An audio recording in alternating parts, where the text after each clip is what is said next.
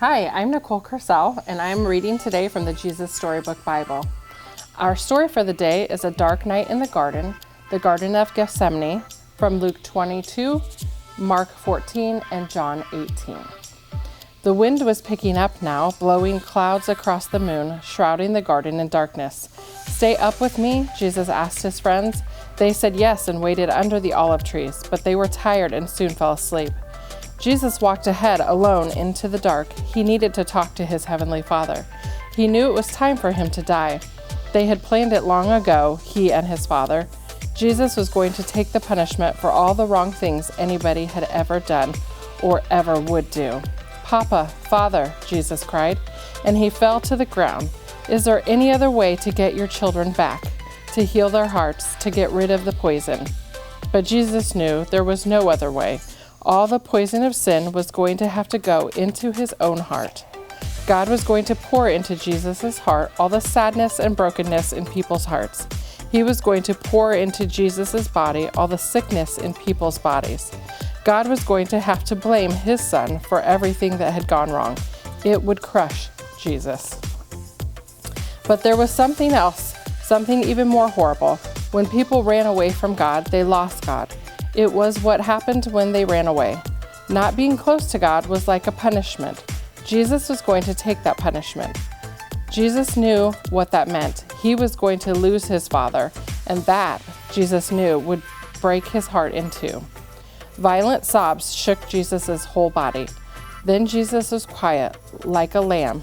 "I trust you, Papa," he said. "Whatever you say, I will do."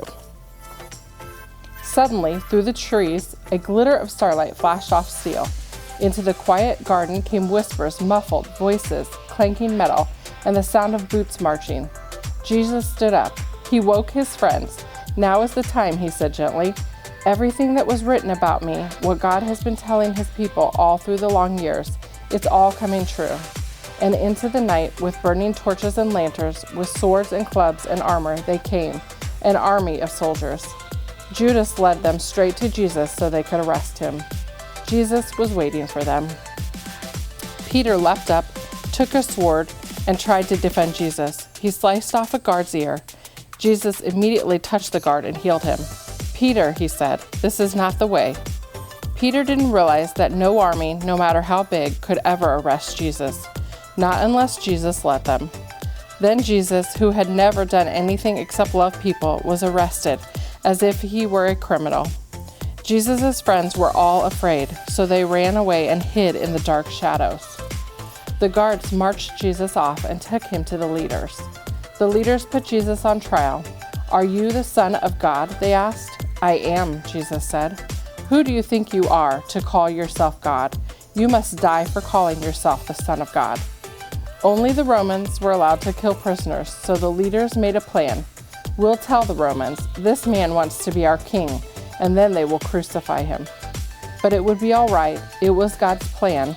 "It was for this reason that I was born into the world," Jesus said. That's the end of our story. Tune in next week for more stories.